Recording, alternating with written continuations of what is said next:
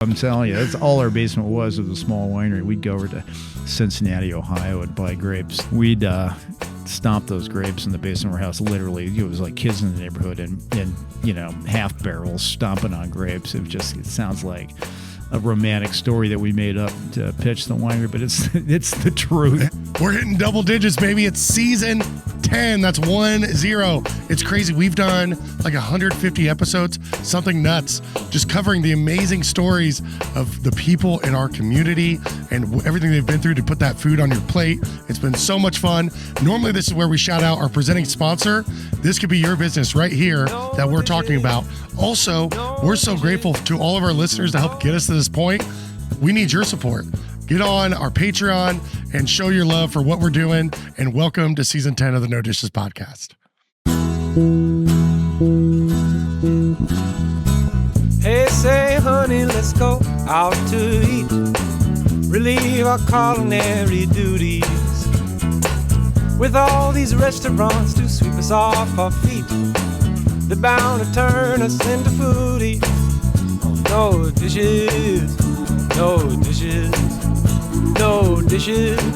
We'll have a bottle of wine for lights and have a good time. No dishes, no dishes.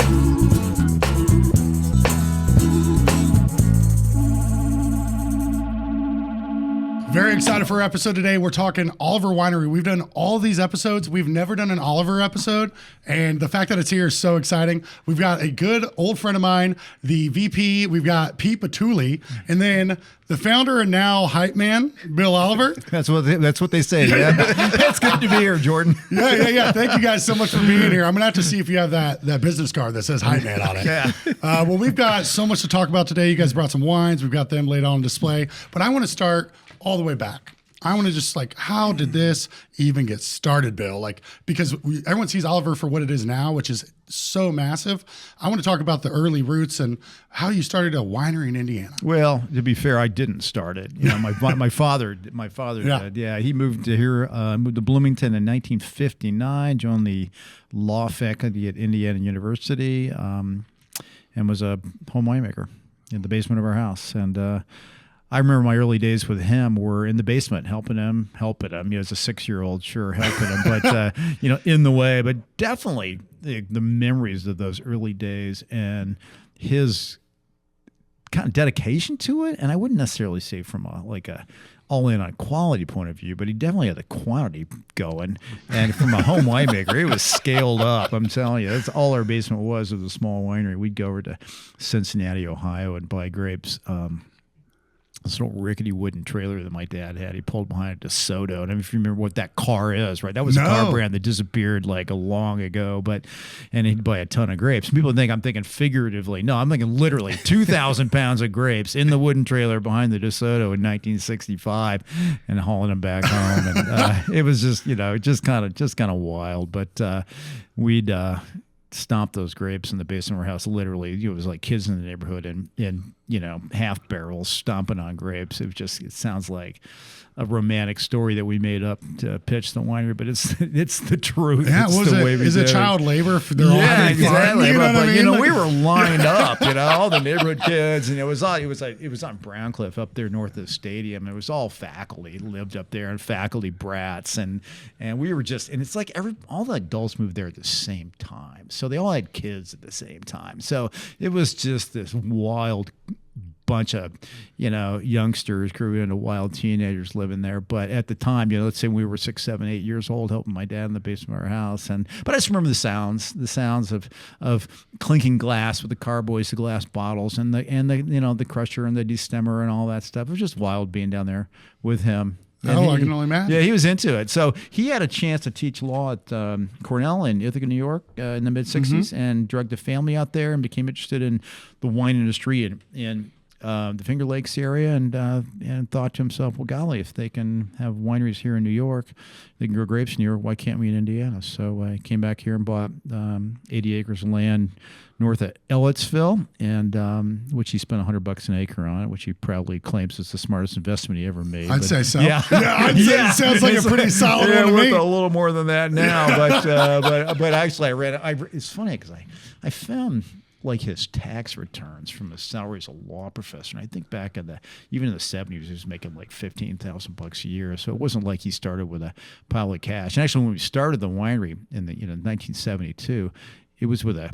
SBA loan, like a Small Business Administration guaranteed loan. But so the idea of having a winery, and there were other states that were just getting these nascent wine industries going, like Pennsylvania and Michigan and others, and they were all based around, they had to get the legislation going to allow wineries to sell direct to the public and to do tastings, because when they repealed the 21st Amendment, which re-legalized alcoholic beverages, they kind of mandated this 3-tier system where producers sell to wholesalers that sell to retailers that sell to consumers, right? And you shall not violate that because that is sacred. But anyway, distributor has to get theirs. Yes, you got to get there. You got that. That's another long conversation. But we might need 2 hours. Exactly. But and anyway, so we needed this legislation because without the ability to sell at the front door and they do tastings, it's just not going to fly, right? Because that's the way most of these 10,000 some odd wineries that exist in the United States today, they do sell direct to consumer. Now online has totally transformed that whole business model, but back in the day, back in the 70s, let's say, it was literally out the front door. So we were up there on 37 back when it was 2-lane and direct access to the highway with just a humble little thing that he and my mom ran. And we started making a wine from honey in the early 70s, Camelot Mead. We've got a picture right here, or a bottle, but package has changed quite a bit over the days. But anyway, that was just like this. It was successful relative to the scale he was then. He was up to selling 8,000 cases a year, which was in the early 70s. Oh yeah, which was like, wow, that was like enough to really pay the bills and scale the winery up. And I graduated from IU with a business degree in '83. By that time, the Camelot Mead craze has sort of waned, and we were selling less than half of that volume, and the place was struggling because you'd taken out additional loans, and it just, the overhead had expanded to the point where having sales, because Camelot Mead sales have declined, it just wasn't sustainable. So I jumped on board, and with the idea of kind of reinvigorating the retail side of it, just like, let's really go back to what we wanted to do at the beginning, which is sell straight to the consumer. And and then it was the simple kind of concept of, let's just clean the place up, let's mow the lawn on a regular basis, let's plant some flowers, and let's put up a new sign, kind of the curb appeal concepts. Let's make a better set of wines. Let's make a better selection of wines, because it's not really, it certainly is part of the quality, is part of the equation, but it's going to be the right types too, especially in Indiana, where we get people coming in the front door and they all have a different idea of what they want to drink, right? So we got to have something for everybody. Right. And then we got to treat people nice when they walk in, right? Yeah. Smile and say welcome, and give them a nice tasting experience. And that was really how we built the retail, is just make the place pretty, make good wine that was attractively packaged, and show people a good time when they walk in the front door. It's incredible. And, so we just kind of, from there, just started scaling up. And it was just like applying the basics, doing those things well, getting better at it over time. And between, 83 and 89, we'd about tripled our volume out of the tasting room. Still weren't really thinking about wholesale sales. It wasn't part of the program, but we were doing it kind of on an as requested basis. We would sell to various distributors in the state. Had nobody in sales, nobody in charge of that. And I went back on my MBA between 91 and 93, met my wife there, and she joined me in 93, and she's a really patient, it's Kathleen Oliver, administrator type, very good at sitting at a desk, very good at organizing, all that kind of stuff, handling payroll and marketing and basically running the retail side of the thing. And that's just really not my strong suit. I want to be on my feet, doing stuff, driving tractors, hooking up hoses to tanks, and have much more of an operations role. So I took over winemaking at that time. We had a longtime winemaker at the time that left to pursue another opportunity. Loved the guy. Did you say that was around 93? Yeah, that was 93. MBA? Yeah, 93. Okay. Yeah, Steve Mullen's his name. Steve left, and I jumped into the winemaking role, and which is kind of interesting because I got my MBA, right? So you're going to be the business guy. Like, I'm not really interested in business. I really want to just make the wine. My wife also coincidentally had the MBA. It's like, that's you good. Deal with that, all right? That's you be the business person. I'll be back here making wine. But we collaborated super well. I mean, I've people are like, what was it like working with your wife? It was just fantastic. It was incredible. And, it wasn't that we worked well together. We had a ton of fun. We really did. More about that in a bit here, but I'll make sure we circle back. Yeah. Okay, because I think fun is the kind of the understory that we don't talk about as much. But so we and it's still in the old tasting room. But between 93 and 95, 96, 97, we got better and better, kind of iterative. The more you do something, the more you learn, the more you think about the way you should be doing things, what worked well, what didn't work well, and you get better at it. And so across the board, we got better. The wines got better, the selection got better, the packaging got better. Just the customer experience improved. It just became a better place. People talked about it, and then you get loyal customers that talk about what a great time they had at the winery. And there's nothing that beats. There's no marketing that you can pay for that beats the positive experiences your customers have. I mean, that's really what's going to grow it. Absolutely. And and conversely, right? If you leave a trail of bad customer experiences, there's nothing more destructive for your business than that. No amount of billboards are going to cancel that out. Yeah, you're not going to figure that out. So we built a new tasting room, which we still call the new tasting room, even though it was built 29 years ago. Hey, it feels new to you. Yeah, but it was just such a quantum leap for us. We really just swung for the fences and borrowed as much money as the banks would talk to us about, and built the tasting room, did all the water features out front. The limestone blocks had been there for a bit, but then we, did much more extensive gardening and all of that at the time. And then we just exploded that year. We grew 60% in 1 year. Wow. And so that was around 97? Yeah, that was in 97. We opened in 97, yep. right? And so we just continued those like really solid gains in sales for the next, handful of years. And it was in 99 that we had a visit from one of our distributors, and we had this kind of like hodgepodge of distributors around the state. And one of them, which had consolidated with a couple others and bought some new warehousing and really was in a mood to grow, kind of came to us and said, why don't you give us exclusive? Let us do this alone, and we'll really run with this. And no one had ever asked. I mean, we're like, sure. Yeah, why not? Yeah. No one never made the pitch. Of course, we still were that much interested in wholesaling. So I was like, what are we going to lose here? Because we don't really care about wholesale sales anyway. So we jumped on board with those guys. It was Olinger Distributing at the time. And they did. They ran with it. They really did. And we just started growing like crazy in the wholesale part, to the point where, and at the time, I'd say we were like at 95% retail at the front door, 5% distribution sales. And then we started having this doubling of wholesale sales rates every year, just doubling of sales. And the winery would grow in case volume. We would double every 2 to 3 years. We went from 10,000 cases to 20 to 40 to 80 to 150,000 cases over a course of about 6 years. It was just wild growth. I mean, built a new warehouse in 2000, put in a high-speed bottling line, which was another total swing for the fence, ridiculous investment. When I was going to say, all of these, to do that type of growth, there's so much risk where you're like, we have to make these investments to meet that. Well, and you're counting out to keep going. That's super sensible, and I'm glad I didn't.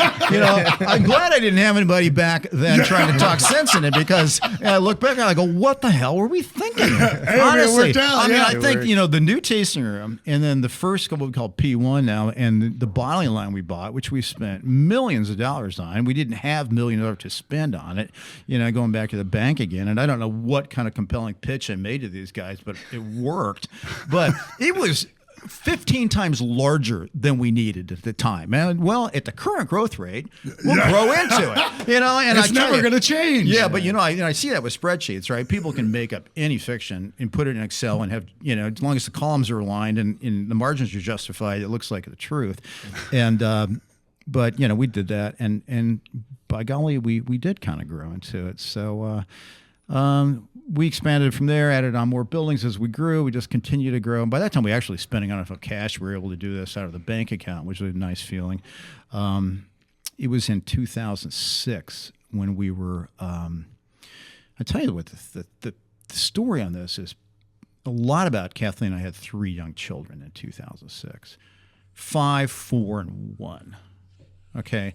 And running a business when you have 3 barely out of diapers and 1 diaper's kids, is a lot different than when you're single and you got tons of energy, right? And you're hanging out after work, drinking with your buddies, and all that, which is really what it was like. You know, the immediate post MBA was definitely like a party after work every day. It was we just had a ball.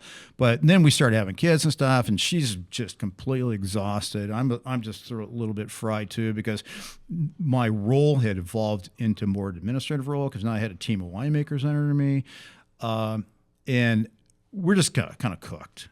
And we found out about this opportunity to start an ESOP, a stock ownership plan. And we thought, man, that sounds like a really smart way to, one, kind of reward the employees, right? Because they're going to get effective shares in the business, be literal owners.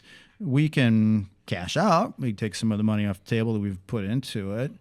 And just sort of set up a succession plan, right? That this is going to be the exit, which is a win-win for everybody, right? So that's what we did in 2006. We became an employee-owned business. And, you know, all those things, I don't think we appreciated at the time about how difficult it would be to run an ESOP from an administrative, both from a legal point of view and also just from the cultural point of view, to make sure the employees really bought into that. But I think we had the right team. We hired the right people, and they did buy into it. And we continue to grow like crazy, from, you know, maybe 200,000 cases to 700,000 cases. Really just a nice business. I mean, you know, by all metrics, a really sweet business. And we're thinking, and I'm still involved with the winery. We had, you know, hired some more professional management to come in. Julie Adams was our president at the time. She's a super sharp lady. Love her. We said, someone's going to want to buy us. It's because we're watching these other wineries get bought that are similar size, and like someone's going to come knocking. And we got some inquiries, and we were always playing coy, like not talking, you know.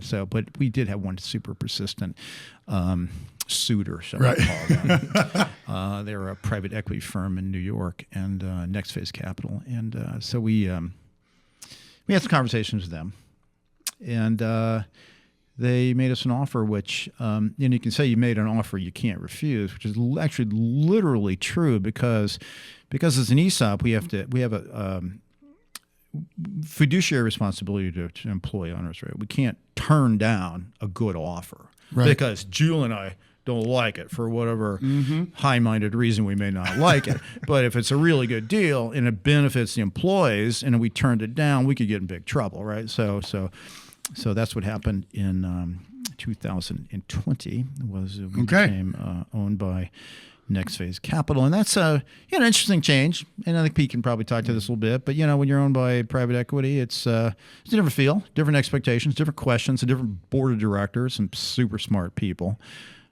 Doug Corbett, who's our managing guy from NextPhase Capital, he was president of like Molson Coors when they bought Anheuser. No, wait a minute. It was help me out here. Brazil, the Brazil InBev. Yeah, he was president of InBev when InBev bought Anheuser-Busch. Gotcha. Okay. And he's the guy that's effectively running Oliver Winery today. Wow. Sort of as the time. And he's a very involved, hands-on guy in terms of board and stuff. His presence is felt. He's around a lot. But we're talking next level kind of management talent. I would say so. Yeah. And he's just good. And even though he's like arguably a big shot, he doesn't act like it. He's a really good guy. That's great. So that's what we want to see. We've all learned a lot from him. It's kind of when there's a meeting, you don't have to like figure out. It doesn't take long to figure out who the smartest guy in the room is. Like, what'd Doug say? Okay, write that down. Yeah. So anyway, that's a lot, but that's the thumbnail. That's the cliff notes of Oliver Winery's history. Yeah, well, I really appreciate you sharing, and just to hear from your perspective and your view is something I don't think a lot of people have the opportunity for. So I'm very appreciative of it, and that you created the perfect segue for me.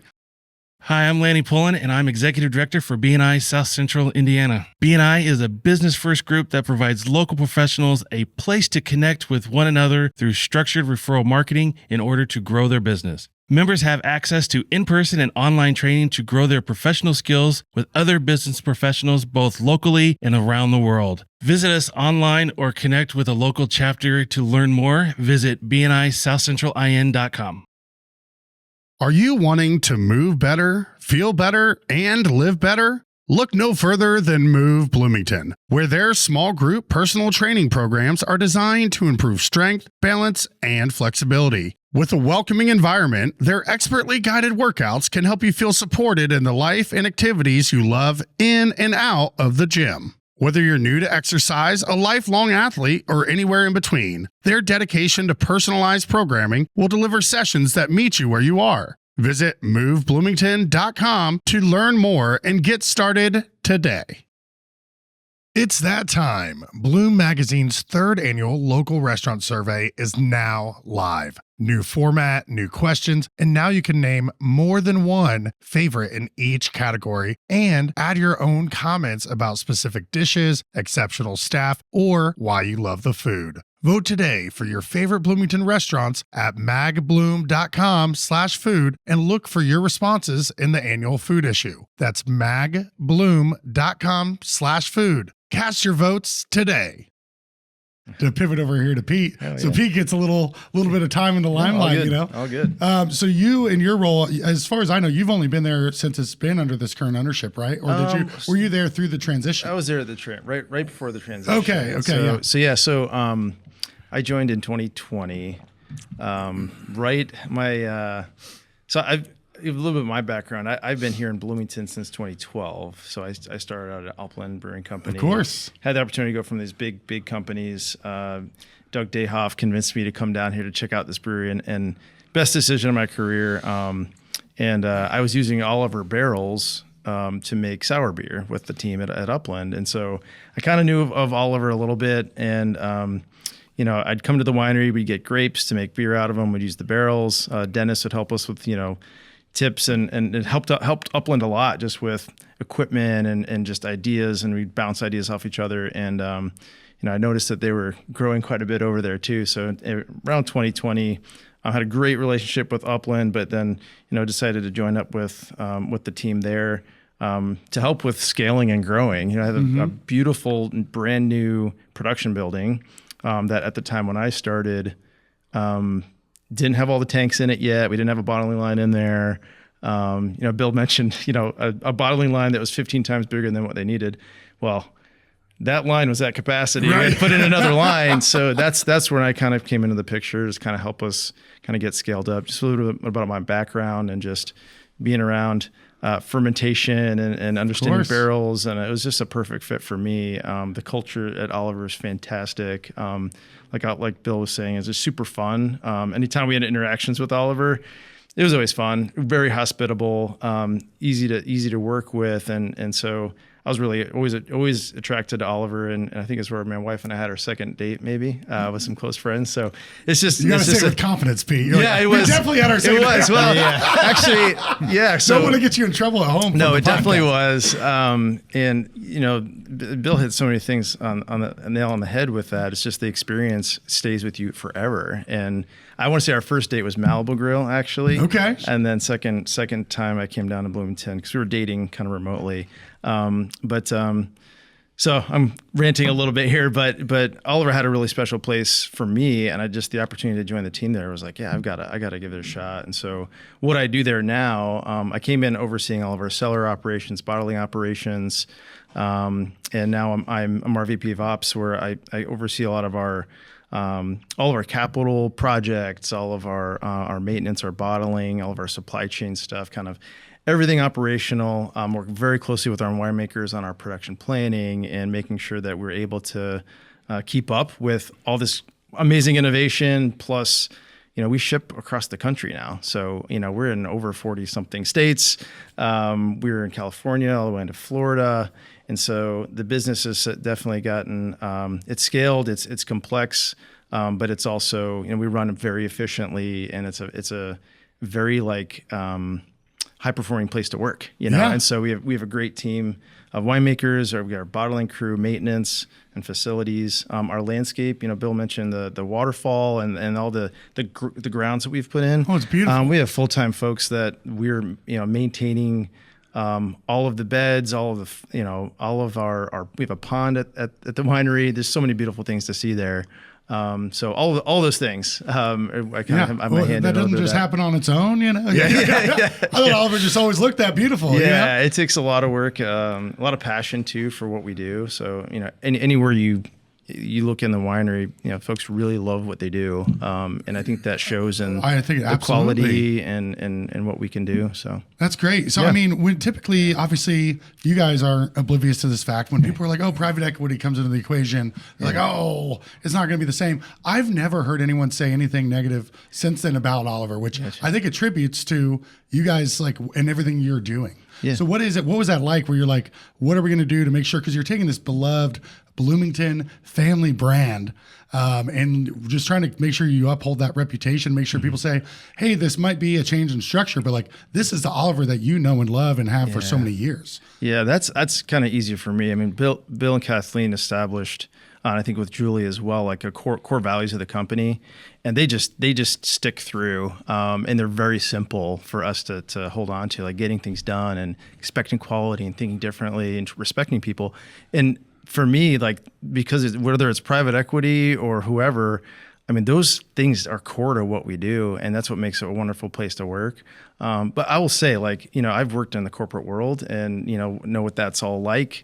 And I've worked with boards before, and this particular board, I mean, we're among some really, I would say industry, veterans of the alcohol industry. They're helping us grow. They're helping us with our plans. They're helping us with, where do we invest? They're very, very helpful for us. So it's not sometimes you hear about the evil overlord kind of thing. It's totally not that. It's a really collaborative and a positive experience from where I sit. I mean, we meet with them, and they're always helping us refine what we're doing.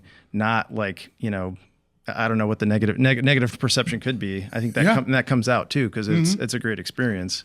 Well, and that's not surprising to hear at all. Just because again, it shows. It's not I've never heard anyone voice anything. Well, I mean, Julie and I did the due diligence on NextPhase back, pre-transaction, and we talked to founders of companies that they'd purchased, and those are the kind of questions we were asking. What's it like? Right. So, have you seen what are the negatives? What are the downside? Have you been able to maintain the culture?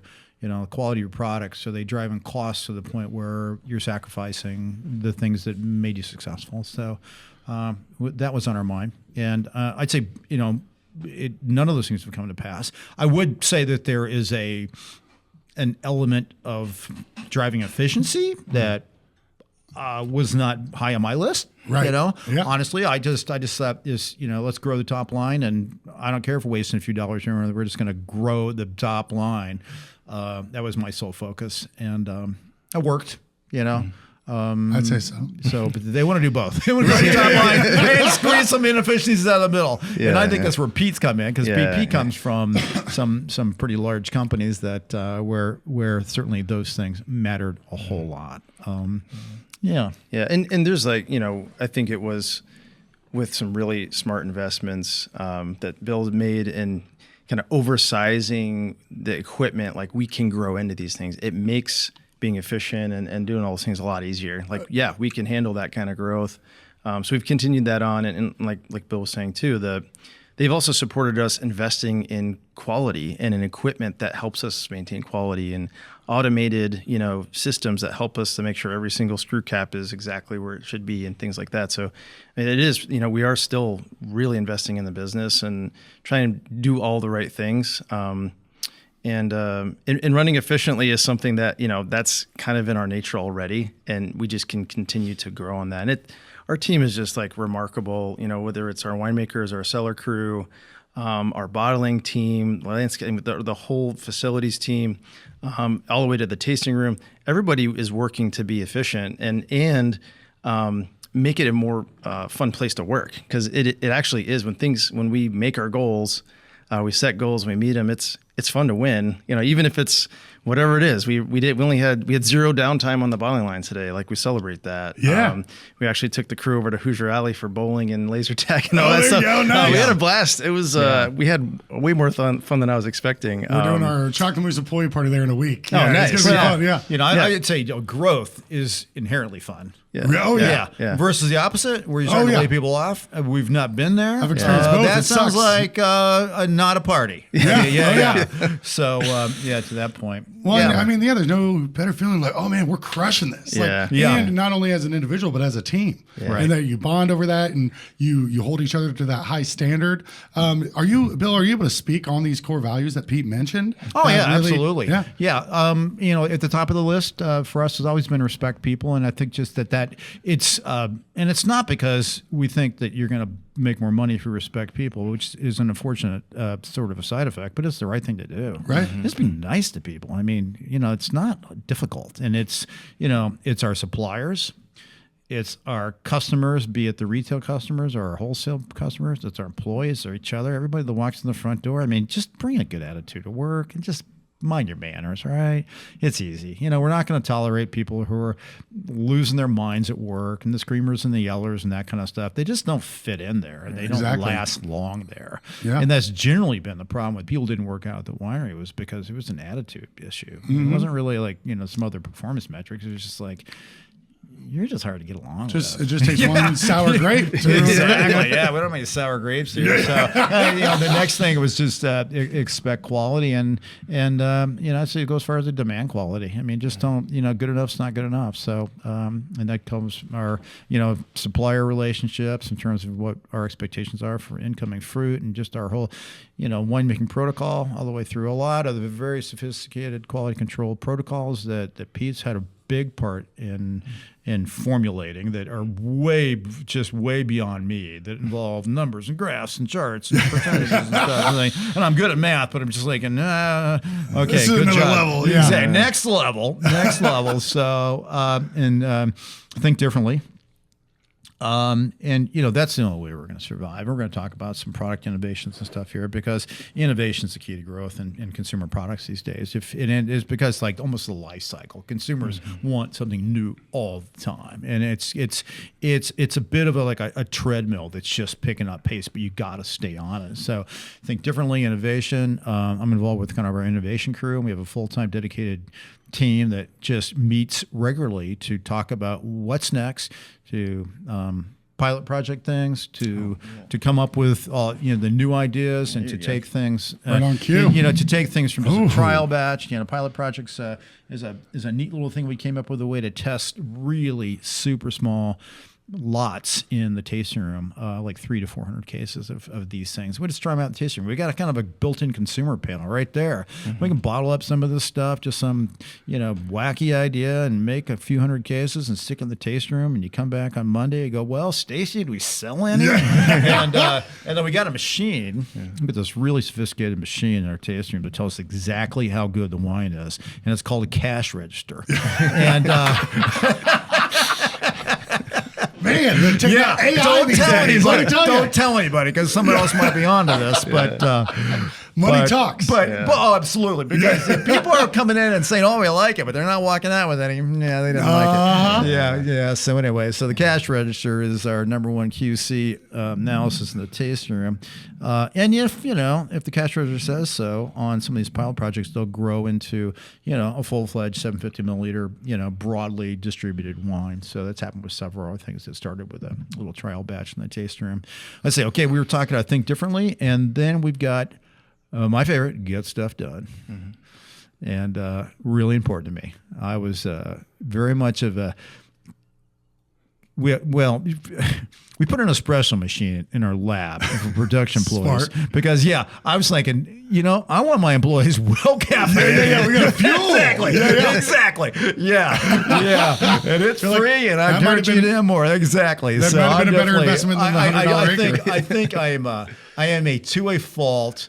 Action before words kind of guy. It was actually Bill Cook and that company. They had this ready, shoot, aim. Are you familiar with that? Yeah. It's a shoot, aim, right? Shoot first, and then if you miss, right. Ready, shoot, aim, and then the whole thing. Act on something when you have 70% as much information as you think you need, right? You're never that's kind of paralysis by analysis, You just get locked up. Well, we're going to think about this some more and just study it. And I'm like, no, we studied enough. Just do it. Yeah, let's just go. Exactly. Yeah, I've been accused of being impulsive, and that's probably fair. But I think in balance, that's been a good thing for us. Does Kathleen help balance that out some? Because I found I'm the same way where I like to just go. And I feel like you need those people around that maybe sometimes help you get to 70% where you might want to move forward to 20%. Does she temper that? Or I would say that she complements it. Yeah.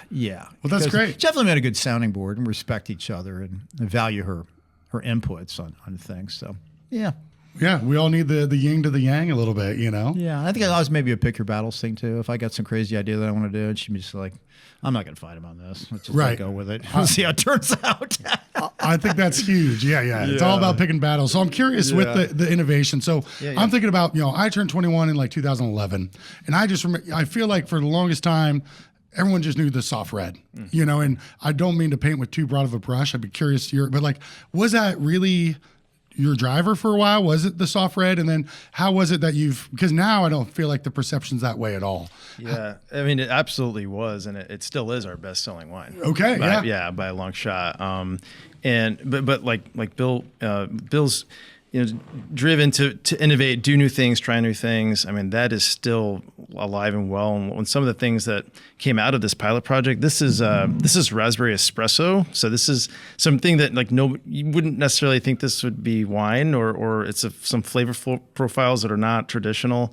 So experimenting with that kind of led to us putting cherry in with Moscato and blueberry and Moscato, and they started in this pilot program and grew a lot from when I started is when the cherry and blueberry really took off.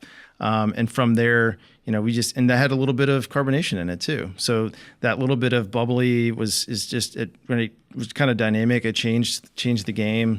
And, it's similar but different. We've got these spritz wines now, a little bit more carbonation, still similar to our flavored Moscatos or our fruited Moscatos, but we've got our Italian lemon spritz and blood orange spritz, and these are doing fantastic. Like they're getting a really great reception.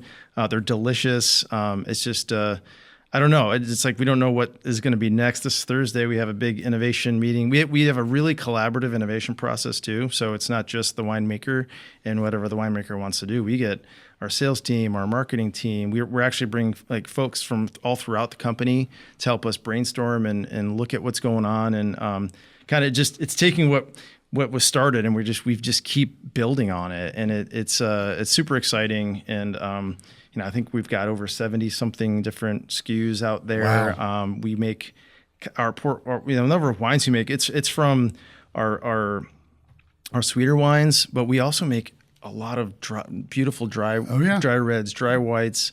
You come in our tasting room. We are going to start offering even more like club exclusives, and there's just a lot of creativity in every single one of these wines. Whether we're making a dry red or you're making blood orange spritz, the amount of artisanship that we put in batch size too. Some of these are huge batches, some of these are tiny batches.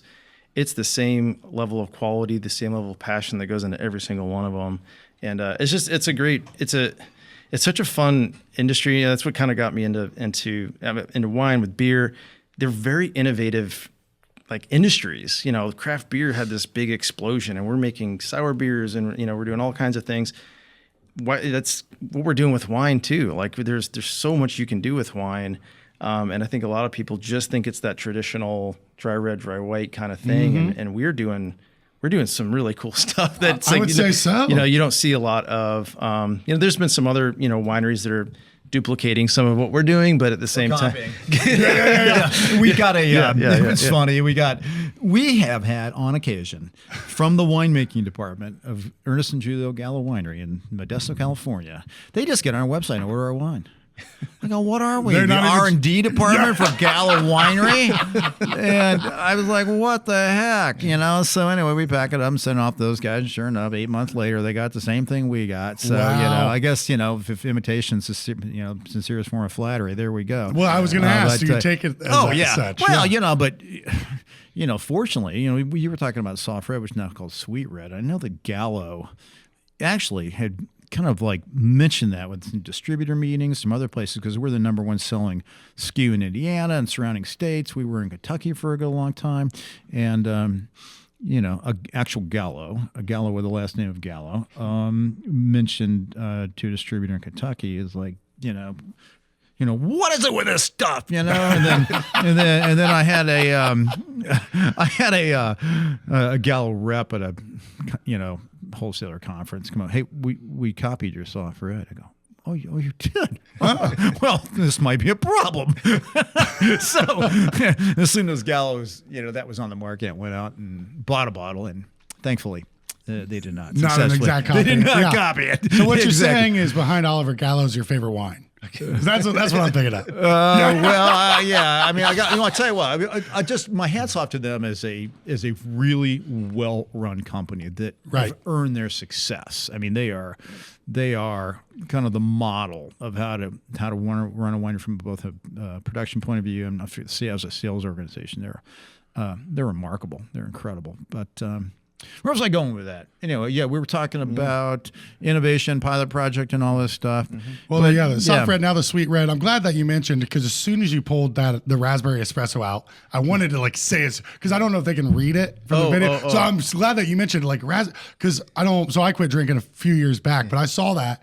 I'm like, that sounds awesome. Yeah, that sounds like I would get excited if I saw that on the shelf. And I love that you have people that are paying to be the focus group, like you mentioned, like at the tasting room. Right. Like they're coming to you. You don't have to put together. You're getting all that feedback. On an even smaller scale, we keg some things. If we don't even, we're not even sure it wants to go to pilot project. 300 or 400 cases, if no one buys it, that's still a lot to sit on. So we can keg it. Mm-hmm. And then we'll set up a station in the tasting room where someone is pouring keg wines for free for anybody that walks in the door. You want to taste our new blah, blah, blah, whatever it is. And there's a QR code on the tasting station that they can just download and then fill out a survey on the product they just tasted. Great. So it's really nice. It's incredible. Employing a little bit of technology and super quick, I think, valid feedback. Yeah, I mean, I don't think you could ask for a more efficient way to get that very valuable data. Yeah, and you know what? They like it. They had fun. Yeah. I got to be a part of your product development. Yes. You are, in a very real way. We're not kidding around here. We really want to know what you think. Well, and that's added incentive to even go to the tasting room. Yeah. You're part of something, Has there been one that you guys either really liked personally, or you thought this is for sure going to be a hit, and then it didn't maybe test well? There have been several. I know. I want to hear these I want to hear these obscure ones. Oh my, yeah. You want to touch on that? I mean, you don't have to. This is gonna be the next big thing. It's like, well, I mean, no one bought it. Yeah. No, I don't. You probably have better stories than me on this, but I just know that there was a bottle of Skydog. Skydog was a disaster. That was a long. That was a little bit before me, but I hear stories of that. It was going to be something big, and it didn't turn out. But kind of a playful packaging concept. But it is like that is the cost of innovation a little bit. It's not everything's going to hit. Everyone's going to like everything. But we really have had some success. Some of the pilot wines, just the flavors. It goes back to the register. I think we had like a citrus chill or something else that it just didn't sell as much as our lavender cucumber, which still is in the tasting room, still sells really well. And so we're just always pivoting and trying new stuff. I think we've got a yuzu elderflower that we've tried, and that went really well. I can't think of any I can't think of anything that bombed or anything like that. Just didn't do as well as others, really. Right. Yeah. Well, I just know in the ice cream world, I've been like, ooh, this flavor sounds great. Let's try it out. Yeah. And I really love it. Yeah. And then maybe it doesn't really sell. Yeah. So, I've become less sure of my own opinions over time. And I think also just, I'm like the oldest guy there right now, right? And I just got to say, you know what? I really think there's something to letting the younger people sort of drive the stylistic program, both from a packaging and marketing and the flavor point of view. And I just sort of try to have a supportive role, put my 2 cents in, but not really trying to drive the boat on that. Yeah. Well, I mean, that's the sign of a great leader is knowing when to step aside in certain aspects. Yeah. And so what you're still very involved in the innovation. Is that really your involvement still with Oliver? Or what all does that entail? That's not, we meet monthly and then we have subgroup meetings. And for instance, I do that. I mean, I'm with tasting, the tasting is actually getting together winemaking and tasting stuff that are concepts, or there are things that are close to bottling. Are we on the right track? Is what we thought it was going to be? And we're doing that tomorrow morning. You and I are going to meet and we're going to taste some wines tomorrow morning. So we need to give you microphones right after that. Yeah, exactly. What I'm hearing. Exactly. So, but at any rate, so I mean, there's that involved, and I'm involved in hospitality when we have kind of VIPs visit. We have the Walmart buying team in, we have the Kroger buying team in, the folks from Target headquarters, stuff like that. I just show up and shake hands and make sure everybody's happy. This sense of hospitality. Yeah, right? I think it's very important. And I tell you, with the facility, in terms of showing people around, and I remind the staff, you don't need to say much, because you walk them into our new production facility, which we spent a massive pile of money on. It is an incredible state-of-the-art winemaking operation that is on par with anything you're going to find out west. Now, the bottling line is just stunning. Yeah. Is that on the campus here? It's on the campus. Yeah. It's generally not part of the public experience. Okay. But it is super techy, super shiny, super big. I mean, it is, and then you get the Walmart buying team. They're just like, you can just see like the wheels turning. They're just like, I had no idea you guys were this big or this sophisticated. And you just kind of keep your mouth shut. Yeah. And they go back home. They're going to be like, you're not going to believe what we saw at Oliver Winery. And then when they need, they start to come to us for product concepts, maybe that they want to do as more of a private label basis and stuff. We're on that list of wineries that they believe can pull it off. We have the credibility of established from the site visit. So we love to have the big wigs come to the winery. That's it's so important. Well, and we try so hard on this podcast to just be like, it's so easy to get caught up in the negative, just to highlight the positive of Bloomington and what makes Bloomington so unique and so special. I never anticipated staying here when I moved down here, and then it just sucked me in, and I'm glad it did. But I think we take for granted sometimes that we have not only the largest winery in Indiana, but is it the largest one in the U.S. outside of California? I mean, the volume that Oliver does right here in our backyard. I would say, arguably, It's which is incredible. I don't think people understand, because Oregon does a lot, Washington does a lot. The fact that here in Bloomington we have Oliver, we're so fortunate. And just thank you. Appreciate it. I don't know. Bloomington's got a lot to offer. I mean, I know people that have moved here from the East Coast and the West Coast, and I'm always want to know, why did you move to Bloomington? What do you think of Bloomington? What does Bloomington offer for you? Because it's really neat to see that. It really is. We get visitors from out of town. My wife's from California, right? So we got California friends. We you got to come out and see us, right? And it's also that soft sell thing. You're going to take them into town. You're going to go to Bloomington's nicest restaurant. You're going to take them to an IU football game, which we destroy somebody. Nowadays. And then let's just go park on Kirkwood and walk down the street and walk through campus, and just they leave going. Because they have this coastal, super insular point of view, and that's a stereotype, but it's valid. Yeah, 100%. Yeah, and they just go away scratching their head I had no idea. This little oasis. There you go. That's flyover country for you, right here in Bloomington, Indiana. It's pretty awesome, isn't it? Yeah, they're thinking, yeah, it is. Yeah, no, it's great. I love getting to give people that experience. I've tried recruiting all 4 of my siblings to come live here. I'm still working on it. Yeah. But it's it's a gem. The campus and places like Upland and Oliver, and just our restaurant scene. For a city of our size. Yeah. And then the surrounding area, the topography. Yeah, well, that's Lake Monroe. The hardwood forest for as far as you can see. Yes. And I fly balloons too, and we get that bird's eye vantage point. We can talk about that all day long. But when you get up 500 feet, and you look out, out towards the east, towards Brown County and southeast, and Lake Monroe and Hoosier National, it's just this vast forest. It's just my passengers from California, New York are I thought it was just corn here. No, exactly. Nope. Yes. That's the thing where it's, trying to recruit my sister and her family from Colorado, who I think I told you before we started recording. They got engaged at Oliver Winery. And you guys brought me this bottle, which she served at her wedding, that I'm very excited to give to her. But yeah, it's hey, if you want to feel like Colorado and wilderness, obviously it's not full-blown Colorado, but Bloomington's it. But obviously the perception is always Indiana, it's cornfields, it's nothing, it's drab.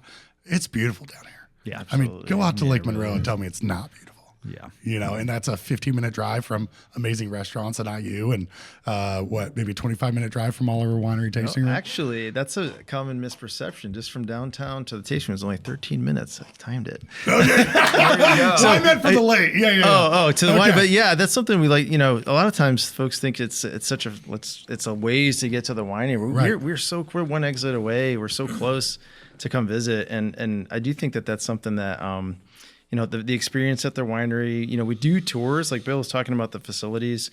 There are tours that you can see the bottling line and all that good stuff, and have a great afternoon just hanging out at the winery. Yeah. And so yeah, Bloomington is a super special place. Like I came down here to work at Upland and thinking I'd be here like a year or two and then maybe just try to do something different. But man, it has just been a special place for our family. I got three young kids still now, and it's just like Bill was saying, we've got, you know, with Brown County and there's mountain biking, there's hiking, there's so many activities to do. It's just a wonderful town, and I think it's cool to have you know, a place like Oliver to be able to stay. It's a really solid, stable, great place to work, and just really grateful for that too. Yeah. One with someone with your track record, you want, like, maybe you want to stay here because you love it, but like there might not be opportunity because there are places like Oliver here. You have opportunity to be like, I'm doing these high level things that are having this impact across the country. Yeah, we while really still are. being able to stay in this community that I love. Yeah. Well, I love to hear Pete say this because honestly, he's a hiring coup for us. I mean, I would love to hear that he's happy. You're like, Pete, you good? You guys are awesome. Yeah. So it is awesome, and I think, like you were saying, the restaurant scene here. My wife and I, we were in Chicago when we first got married, and we had all these amazing restaurants in Chicago, and then we moved to like the burbs of Indy, and it was kind of like maybe not so much as good as Chicago. But then coming to Bloomington, it was just been, you know, there's always a new restaurant and places to visit. It's always something going on. It's a wonderful place to live. So you were talking about 13 minutes to the tasting room. Yeah. We're talking about you might be surprised with some new thing you're trying out if you go there, but there's so much else that you guys do out there. I know we've come out and served ice cream. We used to go out to Creek Bend, but you guys don't do events out there anymore, correct? Correct. Yeah.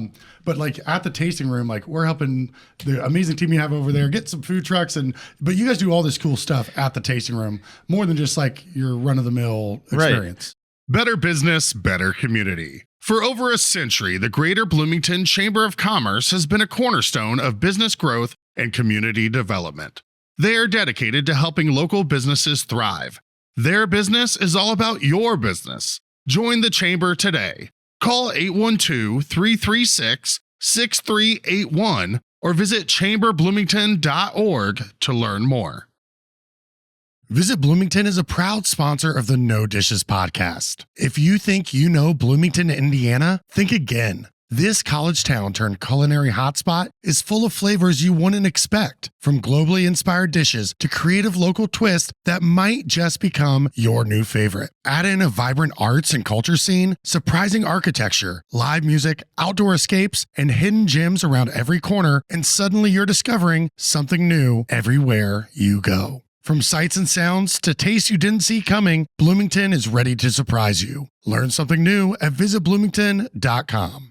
The Bloomington Town Planner is a community calendar owned and published by local residents John and Sharon Martin. Mailed out to Bloomington homes in December of each year, it features school schedules and community events. And don't forget the coupons at the bottom of the calendar. They'll save you money and help you decide on the next restaurant or retailer to check out here in the Bloomington area. Town Planner also has an online calendar which can be found at townplanner.com. Make sure to sign up for their weekly e-newsletter so you can stay on top of all the fun events going on around town. Right, yeah, and glad you mentioned that because we just did, like, for February we're doing like a chocolate lovers events. Of course, yeah. And so I like one of our staff, Barry, he's like really into chocolate, and he did this like chocolate from around the world.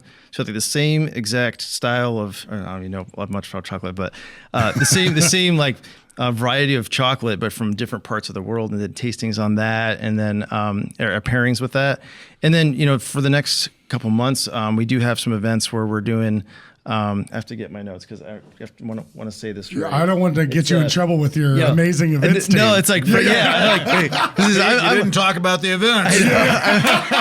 I'm on the production side, but big shout out to Amanda for helping me out with this. But we just want people to know because we're bringing a lot of things back that we used to do, or just having more events. So we're doing this thing with Fresh Air Fridays.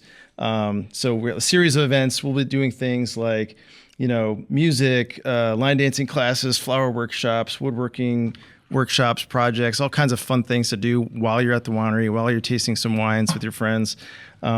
And so our hospitality team is like rock solid. They do some really great things, and we're just excited to have that be a part of the experience. So during COVID, it really changed a lot, for everybody. I'm sure you mentioned you started this like right around COVID time. Yeah, June of 2020. Yeah, so it's been a transition for everybody, and we're getting back to more events and things like that we did prior to COVID, and so just excited to be able to share that and let people know. Love to have people come out and try all these new innovations. We will have, like Bill was saying, like rotating on tap, like different things to try, different pilot wines, things like that. So well, and even super excited. Yep. Garrett pulled out. Sorry to cut you off, Pete. Yeah. Garrett pulled up the website. $25 for a ticket. Like, dude, what? Like, you know what I mean? You're describing this experience. I'm like, oh, this is going to be $100 a person, you know? Yeah. And then Garrett pulls this up and I'm like, okay, like what else are you going to do? Yeah. For that's that high quality, high level, beautiful scenery, great product, and it's costing you $25. Obviously, you might spend a little more. Maybe take some bottles home with you. Yeah, hopefully. But yeah, that's like, Jordan. Let's not just say they're going to just do that. Yeah. But it's so fun. I mean, that's like I go back to the experience you have at the winery. I personally had the winery 25 years ago actually. It sticks with you, and it's just it's a pretty fun, pretty magical place. And Bill mentioned the balloons. I thought it'd be fun to talk about that. When we did kind of lean into that, our new branding does have these fruit balloons, and and you were just going to tell a story about fun at the winery, I think. But it really forgot. It is a very common thing for Bill to for new people to bring them up into the balloon. It's just such a fun experience, and I'm like super inspired by that. And I'd never been in a balloon before. So that's how you got Pete. That's how. Yeah. Okay. I don't know. That sweetens the deal. Whatever it takes. Yeah. But ballooning is what it takes. The ballooning it's such a fun story too, and it's the mead story. There was a mead balloon that was part of the marketing, and it's just it's a great representation of what it's like at Oliver's at the winery too. So I noticed the branding incorporating it, which is fantastic because and I'm sure I'm not the only one. It's always associated. I've seen the Oliver balloons. Right. How did that all come about? Oh wow! I had a fourth grade teacher.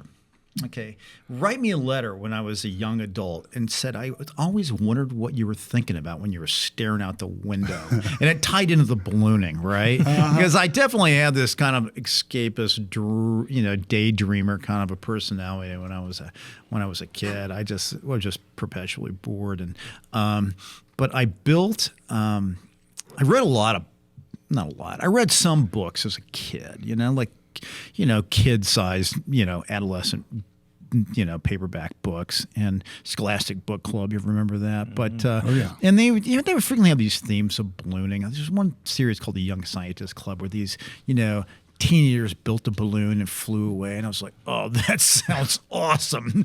The floating away part that would get me out of this classroom. But so just the kind of the concept of ballooning, what I imagined it to be when I was a kid, before I'd ever even seen one, was just so appealing to me. And then we had a balloon show up in Bloomington. It was a Forbes magazine sponsored balloon in 1974. This goes way, way back. And it flew right over our house. Like straight over our house. I mean, low enough you could talk to the pilots. And it was like, whoa. Yeah. And chased those guys down. And I did talk to the pilot. Yeah, no, we followed them. And when they landed, God, this is wild. How can we do this? And they gave us the name of a guy in Indianapolis that my father and I took a flight with. And that was in the fall of 1974.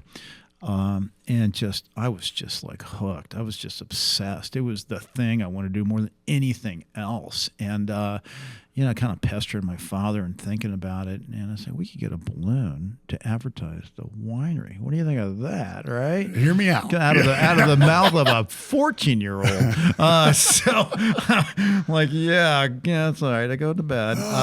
But just go start smashing grapes. Exactly. Again. Yeah. So it was actually summer of 1975. Started taking lessons to learn how to fly balloons in the fall of 1975 when I was 15 years old. And soloed and got my license right after my 16th birthday in spring of 1976. And we had a balloon in April of that year. That's incredible. Yeah, it was great. And so there I was, 16-year-old balloon pilot. And that's now 50 years ago. It's absolutely remarkable. Yeah. The FAA gives an award to pilots who've not hurt themselves or gotten in trouble with the law in 50 years. So I get that this year. Oh, there you go. Exactly. Nice. I got a FAA Master Pilot Award. Oh, casual. Yeah. Survived 50 years of ballooning. Yeah, exactly. But it's magical, and I love it. I mean, I fly. My kind of the watchword, hey, if the weather's good, and I got nothing better to do, I'm going to go up with a balloon. That's so sick. That's so awesome. And every flight's different. They all have a different personality. We have these just, super low and slow flights, or we don't go over a couple miles in an hour. Sometimes we just take off and just scream like a rocket out of here with these high wind landings and stuff, which are super exciting. We had a flight. You fly with the wind, right? Yeah. It's a one-way trip. You launch, and that's why you have a chase vehicle, right? Because they're following you. And we use radios, and we have this really cool little app that shows the chase driver where you are. So that has helped quite a bit. So it's a one-way trip. You fly, basically north, west, south, whatever, and you fly for an hour, and you fly 5-8 miles, whatever. You land, and you pack up the balloon, and you go home. We had a flight in September of this past year where the winds on the surface were out of the southeast, okay? So I would fly northwest. Winds out of the southeast, fly northwest. The winds at 3,000 feet were out of the northwest towards the southeast. I'm like, because there's, aviation forecasts for winds aloft at various altitudes.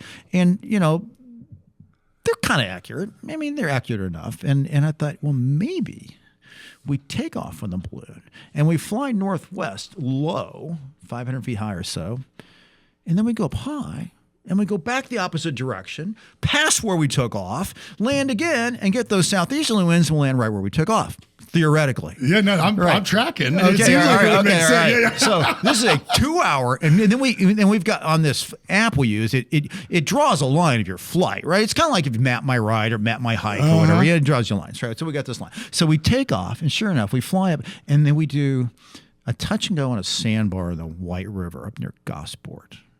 We just land on this sandbar, real soft. And then we climb really fast to get the winds out of the northwest.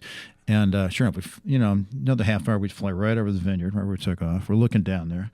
And we fly another 15, 20 minutes. Now we're on the northern part of Bloomington. We come back down, and we're tracking back northwest. And we landed in 2 hours and 20 minutes, 50 feet from where we took off. Wow. Now, to me, that's pretty special. Yeah, right? That's so like it a did work out. crazy Yeah. flight. So I have this, I take a screenshot on my phone of this flight track, and I send it to my balloon buddies. You're not going to believe what we did this morning. And they're going, oh, that's so cool. But that's just an example of a really, really special balloon flight. That's incredible. Yeah, I mean, I thought for sure you were going to be like, well, we had this idea and we ended up in we've tried it before, and we're like wildly off. So that was the first time it ever worked out? I landed back where I took off 3 times. Okay. Yeah, but we're talking, almost 3,000 balloon flights. So, yeah, 1 in 1,000. We'll just go with that. Dude, just what a cool thing. And you've worked obviously so hard to get there to be like, yeah, what are we doing today? Let's hop up in the balloon and just to see again, like you just described, like that newfound, or I'm sure at the time newfound early on, just appreciation for Bloomington and its topography and everything that it has from above, Yeah, I think having been over it, above it so much, I kind of see it that way, right? I kind of look down on it like you'd look at a Google Earth image. I kind of, and I know where I am. When I'm up in the air, I go, well, what's that? That's like Lake Monroe. That's Griffey, and there's the courthouse, and there's, whatever. It just kind of like is all laid out there, and it makes everything closer too. Oh yeah. if you're on the north side of Bloomington, you're 1,000 feet high, and you look, there's Lake Monroe. It's right there. See it? Yeah. It's like, that's not that. That's a 10-minute drive. Yeah. So it's all about and perspective. it's an amazing place to fly balloons. The topography is really nice. There's plenty of great places to land, and it's just pretty. I mean, we got a lot of balloonists that fly up in Hamilton County, Noblesville area.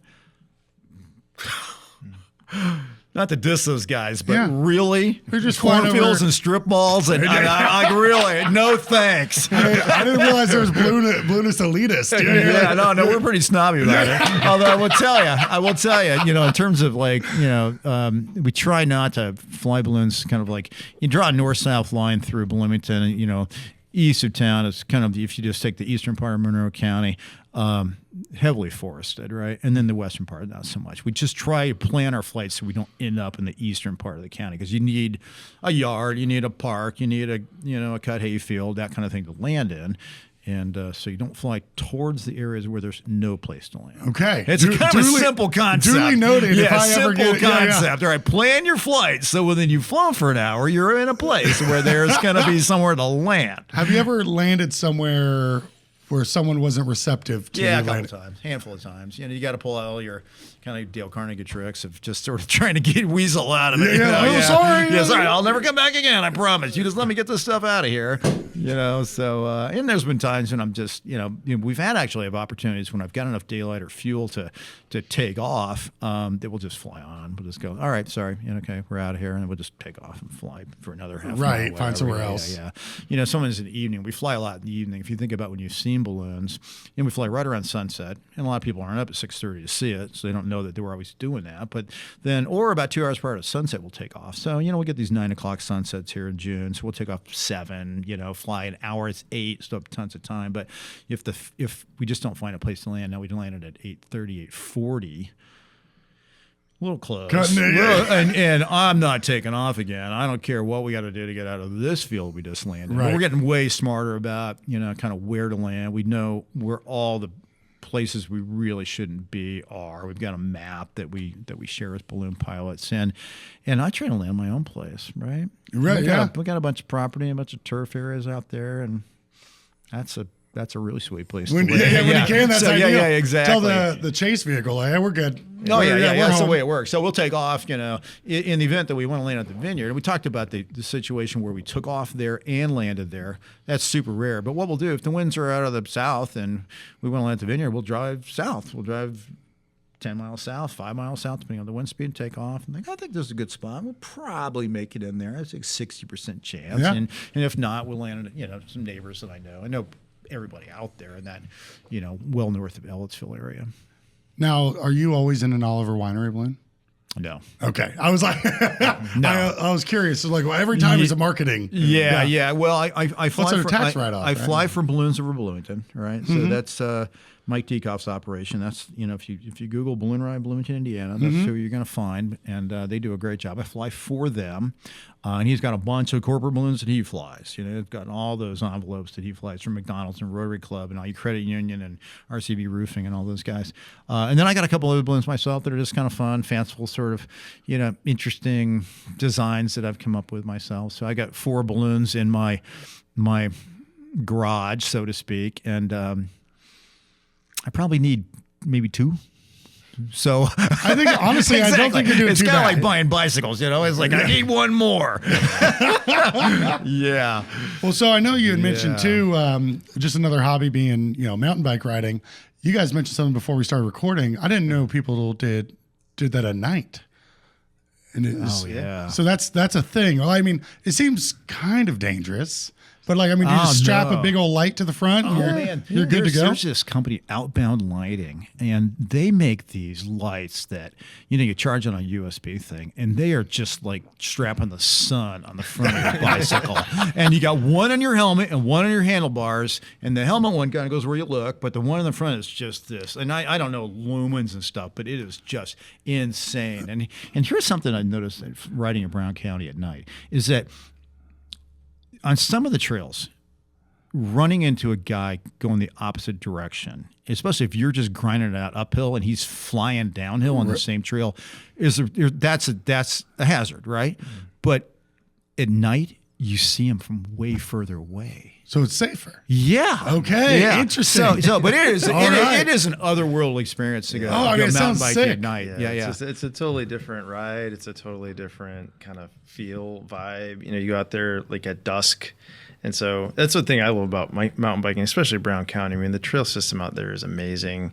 And, you know, you get it's like a different ride every time. You go in different directions. But, you know, when you're out there at dusk, then it gets dark. It's just it's just a totally different experience, and that's super, super fun. And you know, I went out with I'd never done it before, and so Bill is like, hey, we should go out, and like it's a long day of work. I'm like, all right, I'm doing it, let's go. And no, we just were. I don't even know how it happened. We were riding and kind of just knocked into each other. Didn't wreck, thankfully, but survived pretty well. I was just embarrassed because I was out there with Bill. Yeah. I'm sorry. Well, my experiences are like, I mean, the times that I haven't wrecked in Brown County, I don't know. That's probably, a quarter of the time I go out there. And I don't know, maybe not really a wreck, but at least finding myself off my bicycle in the dirt. You know? Yeah. I'd say that qualifies. Yeah. But hey, it goes with the territory. Well, hey, that's what a good first impression. Yeah. Like, didn't see you there. So before we move on to this time has flown so quickly with you guys and it's been awesome. Before we move on to what we always end with, which is just like favorite restaurants, which we've already touched on a little bit. But what have I not touched on with Oliver that you feel like would be so great to get out there, whether it's from the history, a fun story? We definitely have to include, you said we'll come back to the fun that you had in the early days, and you had some stories along with it.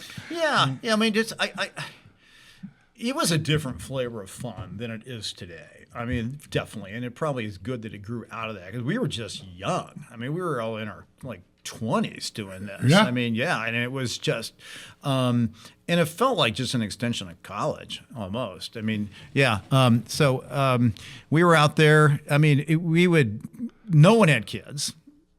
Hey, I got a family. I love kids, but it definitely changes the environment when Pete's got to run off and go coach lacrosse, which is where he's going after this. It adds something to it. So, and it was just we lived it. We worked together and we partied together. It was just a really interesting time. It was fantastic, and we got so close. We really liked each other. Otherwise, at the end of the workday, it would have been, see you tomorrow. Right, yeah. But no, it was like, where are you going afterwards? You want to go out and get some pizza? So, we just had a blast doing it. The early years. We threw crazy parties. I'll just leave it at that. But they were I was going to say. They were wild. I was like, please, do tell. They were wild. You're like, no, Joey, we can't put anything else out there. I've already said too much. Yeah. There's been a little growing up since then. Not completely, but I'm still having fun though. I mean, this weekend actually, it's not some crazy party, I don't think, but we are doing like all our company casino night. So sick. We're bringing in tables and stuff and setting them up in the P4 cellar, and we're gonna play poker and all that good stuff. And so everyone's super pumped about it. We're excited to do it. But it's Friday night, and it's just having a great time. We do like a lot of stuff like that as a company. Just bring everybody together. That's what we say a lot. That's what wine does. I mean, it brings people together. Of course.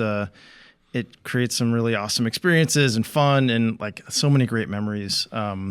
Just around town, wherever I go, whether it's Oliver or any of the restaurants, it's all about the experience that you have and the memories that you're making. And for me, it's just, there's so many good ones. I think, as far as like what we haven't, I don't know that there's anything we haven't covered. And we really talked a lot about what we do and how we do it. And Well, we're proud to be in Bloomington, Indiana. Yeah. Well, and I've said that I don't think it would have worked in many other towns in the state. I think we had a really, just geographically, a really good spot on the highway. That helped, because, 37, now 69 is kind of the main way people get to Bloomington. Most people had to drive by us. And you notice it. Yeah. Exactly, right. So there are other communities where the roads in would be much more diverse and all that. And then I think Bloomington as a community just embraced it. Yeah, that local support, it's incredible. And it's, again, speaks to our community. So we touched on Malibu Grill for the first date. I'm talking like we always wrap it up with like, where are we going out to eat? What's the favorite burger, the favorite pizza? Like what's date night? Just a good opportunity because we are what started as purely a restaurant podcast, and now we've grown to doing events and nonprofits and breweries and wineries and all that fun stuff. But we always kind of have food at its core, and just like wine, I mean that's how business gets done. You break bread. It's how you get to know people. It's how you have your first date. It's how you do business. Right. What are some of your guys' favorite spots in Bloomington? Yeah, this is an impossible question. I know it is. I won't leave it out, but I got a few to the list. Yeah, you want to go first? You can go. I'm partial to restaurants where the owner is the chef or the owner is super involved, and that in Bloomington, you can pick those out. I think that's just where the heart's in it. We got Farm, Uptown, Elm. Yeah. Samira, definitely good. Feast. It just in the ones, those are the places that we go. And I really feel better about supporting the kind of the one-up kind of operation where it's not part of a bigger organization that's got a handful of restaurants or maybe way more than a handful. So right. Just like I like the entrepreneurial owners in the kitchen, or at least the owners there working every day kind of place. I think you get a better experience, and I just love what they're doing. Absolutely. I mean, the chef-driven places, it always shines through. They're doing different things. They're mixing it up. That was a pretty solid list you got. Yeah, it's a long list. Yeah. You know your way around town. Yeah. Not surprisingly. Yeah. Pete, how about you, buddy? Yeah, I feel like we've tried almost every place, very much the same as Bill. But, when I think about like what I love to eat, I'm gluten allergy, so I kind of have some dietary things. And I have to say, like favorite chicken sandwich. Okay, best chicken sandwich was at Cardinal Spirits. I don't know if you ever had their chicken sandwich. It is. Have you had it yet? What are you getting on, a gluten-free bread, or what are you doing? It's gluten-free bread. See, this is really our brother, because I'm also gluten intolerant. Oh, okay. Yeah. But no, it is completely gluten-free, and it's like the tastiest chicken sandwich I've ever had. But like their cocktails there are fantastic. No, they don't have food every day, right? So I want to go have it. So when do I go? Yeah, I think you go anytime. I didn't think they had a kitchen daily. I need to figure that out. I'll find out, because they serve our ice cream, and so I'll drop it over. My buddy's the distiller over there. I'll find that out for you. Yeah. Okay. Good. Yeah. So awesome people there, awesome owners, and very involved in their business. But if I'm going to get a burger, I mean, I am very partial to Upland. I love going to Upland for a burger. There's and something beer. about it. It's just like kind of near and dear to me, and love the team over there. But my wife and I and my kids, so we kind of go all over. We've been to Osteria Rago a couple times. Had a wonderful experience there. We often go to Uptown, often go to Farm, and just all around town. That's what we love living here. It's just there's always a great place to go. Yeah, Osteria Rago. That's a great mention. And also C3. Oh, yes. They're kind of out there. They got a really unique niche, and they're out there by themselves. Yeah, over in Renwick. Yeah, that's really, really nice. And that place has evolved over time from, kind of small plates to like full blown. Whoa. Oh, yeah, it's wild. Yeah, and it's like there's all these places. There's places I love, and I eat out all the time. That's how this podcast kind of started, was from me eating out all the time. And there's places that I love that I haven't been to for a year. Mm-hmm. You know what I mean? Like, because there's so many options of all this incredible food. And I'm so glad you mentioned Samira too, because when Anwar came on the podcast, man, his story of getting out of Afghanistan in 1979 when Russia invaded, and like everything he's been through, and you're like, and just his commitment to quality. You can just tell when someone talks about it if they really mean it. And his there was no doubt this guy just cares about fresh quality food. It shows. Yeah, 100%. Yeah. Now, I know this might be like asking what your favorite child. What's your guys' favorite wine in the lineup, either current or that's ever been produced by Oliver? Ooh, that is another impossible question. Yeah, but that's what I specialize in, Pete. I usually go, for me, like we do a traditional method sparkling wine, and for me it's delicious, but it's such a special occasion that you open and pop a bottle of sparkling, and it's just beautiful. It tastes delicious, and it's always like matched with something super fun. I don't know, and I will not forget when we flew up on the balloon with Bill for the first time. it was for my wife's 40th birthday, so it was really super special. And we had a bottle of sparkling out of the vineyard, and it's just that kind of stuff is what connects with me. Like the experience I had with that particular wine is just, it's always been really special. So It makes it that's stand my out. answer. Yeah, no, that's great. that's No, cool. but yeah. Yeah. You know, the wine that you would probably find me drinking would be our dry reds, and we had made a really nice fleshy Lodi Zen for a long time, and that fell off the list for a bit, but we're making it again now. I'm super excited to have that available. Okay. Again. So when Zinfandel's bottle would be fine to be drinking that. And my other favorite wine would definitely be the soft red, the sweet red, because how do you think we paid for these balloons that they fly? You got to give credit where credit's due. Yeah, absolutely. College tuition, car payments, and all that. So, yeah. Guys, this has been so much fun. I can't tell you how much I appreciate you taking the time Thanks to be for here. having us on. It's great catching up with you. Yeah, absolutely, man. Yeah, back from me driving the party bus back in the day. Good times. Well, Oliver's always just been such a great community partner. Again, I've already talked about how it's a big part of what makes Bloomington so special. But as far as the stuff I'm involved in, Oliver was huge for Taste of Bloomington coming back, has been huge supporters of Chocolate Mousse. Everyone I've ever worked over there, like you said, treat people with respect. When you were talking about core values, it reminds me of like Signetti. It's like, it's not hard. You just do these things and really mean it. And so that's super cool. And I'm sure we could honestly go for 2 more hours we barely scratched the surface of old stories. So we'll circle back at some point and we'll just do I don't know if we want to call it a trauma dump or a fun story dump and really get to the nitty gritty. I love it. Cheers, guys. Thank you so much. Thank you. Thank you. Thanks. Congrats. You made it to the end. Thank you for tuning in. As always, it's always so much fun talking to our guests. We're really excited about these No Dishes happy hour events we've been putting on. We have so many great ones coming up. We're so excited to share all the details with you. If you want the inside scoop, exclusive in on the first dib at tickets, make sure to join our Patreon. Just a lot of great chefs, venues, and stuff that we're going to be highlighting. As always, thanks for supporting No Dishes and watching/listening. This episode of the No Dishes podcast was recorded, edited, and produced by Garrett Portinga of Green Hat Media in beautiful downtown Bloomington, Indiana.